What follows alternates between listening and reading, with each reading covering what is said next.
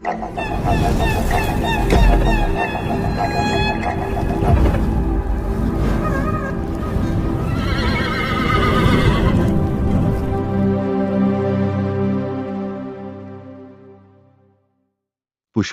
The rise తో పోలిస్తే Pushpa the rule పాటలు అంచనాలకు తగ్గట్లు లేవన్న అభిప్రాయాలు మెజారిటీ జనాల్లో ఉన్నాయి.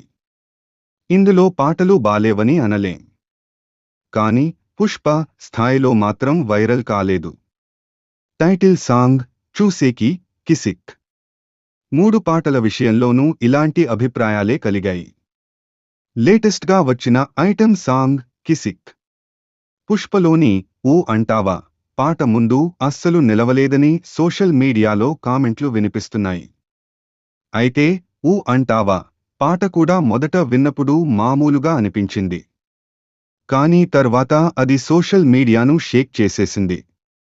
దేవిశ్రీ ఐటెం సాంగ్స్లో చాలా వాటికి ఇలాగే జరిగింది. కిసిక్ సాంగ్ కూడా నెమ్మదిగా జనాలకు బాగా ఎక్కేస్తుందని, దెబ్బలు పడతాయి అనే హుక్ వర్డ్ చాలా పాపులర్ అవుతుందని టీమ్ భావిస్తోంది. అయితే తెలుగు సాంగ్ సంగతి ఏమో కానీ దీని హిందీ వెర్షన్ మాత్రం ఆల్రెడీ వైరల్ అవుతున్నట్లే కనిపిస్తోంది. హిందీలో తప్పడ్ మారుంది సాలా అంటూ సాగుతుంది పాట. అందులోని వర్డ్స్ హిందీ ప్రేక్షకులకు చాలా క్యాచీగా అనిపిస్తున్నాయి.